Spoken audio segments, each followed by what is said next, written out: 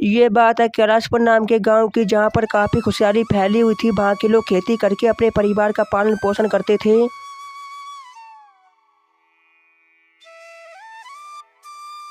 लेकिन उस गांव में एक सबसे बड़ी समस्या थी पानी की। उस गांव के आसपास ना तो कोई कुआं था और ना ही कोई तालाब, जिससे गांव में रहने वाले किसानों को हमेशा बारिश के पानी पर निर्भर रहना पड़ता था। जब बारिश होती थी तो किसानों के खेतों की सिंचाई हो पाती थी। इस गांव में सुरेश नाम का एक किसान रहता था। सुरेश के परिवार में उसकी पत्नी और एक छोटा लड़का था। सुरेश एक बहुत ही मेहनती किसान था। वो हर सुबह खेती करने के लिए चला जाता था और शाम को काम खत्म करके घर आ जाता था। सुरेश की मेहनत के कारण उसकी फसल काफी अच्छी होती थी, जो काफी अच्छे दामों में बिकती भी थी।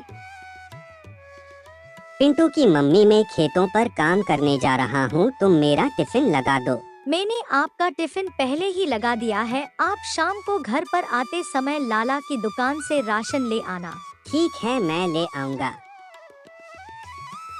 सुरेश खेतों में पूरी मेहनत से काम करता। थोड़ा थक जाने के बाद वो साइड में बैठकर आराम करने लगता और उसने एक सपना देखा कि इस बार गांव में वर्षा नहीं हुई है, जिससे गांव में सभी किसानों की फसल सड़कर खराब हो चुकी है। इस सपने से सुरेश की नींद खुल जाती है। ये भगवान, ये मैंने क्या देखा? अगर सच में इस साल बारिश नहीं हुई तो मेरे खेतों का क्या होगा? मैं अपने परिवार को क्या खिलाऊंगा? नहीं नहीं, ये तो सिर्फ सपना था, ऐसा कुछ नहीं होगा। चलो घर चलता हूँ। ऐसा सोचकर सुरेश अपने घर जाने लगता है, लेकिन तभी वो देखता है कि गांव के कुछ लोग बातें कर रहे हैं। अरे किसान भाइयों, तुमने टीवी पर खबर सुनी क्या कि इस बार घर में ज्यादा होने के कारण कई गांव में वर्षा नहीं होगी, जिसमें हमारा गांव कैलाशपुर भी शामिल है। रमेश भाई जी, क्या बोल रहे हो? कृपा करके ऐसा मत बोलो।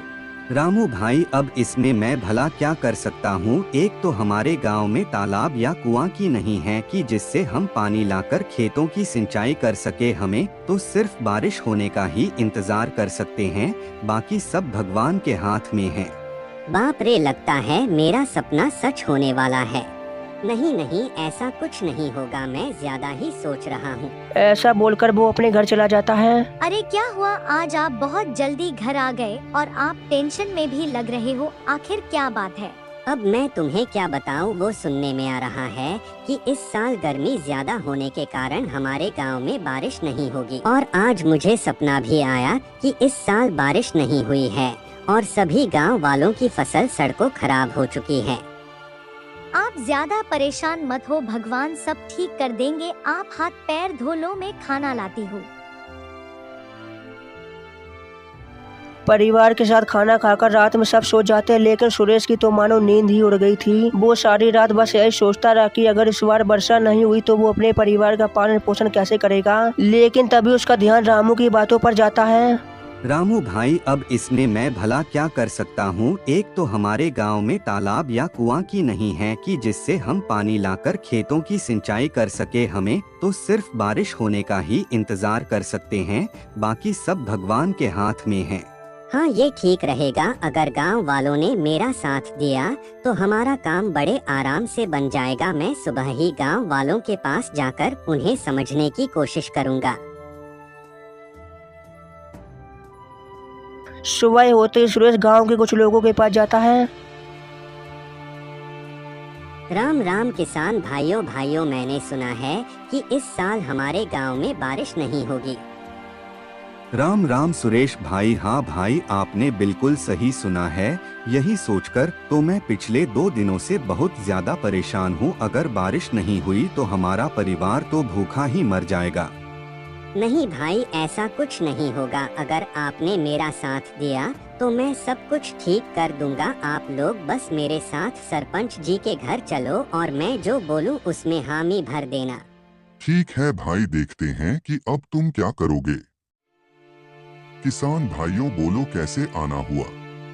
सरपंच जी, आपको तो पता ही है कि हमारे गांव में कोई कुआं या तालाब नहीं है और इस बार सुनने में आ रहा है कि हो सकता है कि इस साल हमारे गांव में बारिश ना हो। अगर ऐसा हुआ तो हम किसान तो भूखे ही मर जाएंगे। मेरी आपसे प्रार्थना है कि आप हमें गांव में कुएं खोदने की परमिशन दे दे।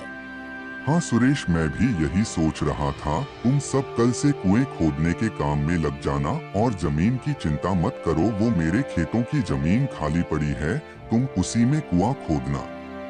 सारे किसान सहमत हो जाते हैं और अगले दिन से ही कुएं खोदने के काम में लग जाते हैं। किसानों की कड़ी मेहनत के बाद कुएं में थोड़ा पानी दिखने लगता है। पानी को देखकर उनकी जान में जान आती है और वो सभी किसान सरपंच को जाकर सारी बातें बता देते हैं, जिससे उस गांव में धीरे धीरे फिर से खुशहाली लौट आती है।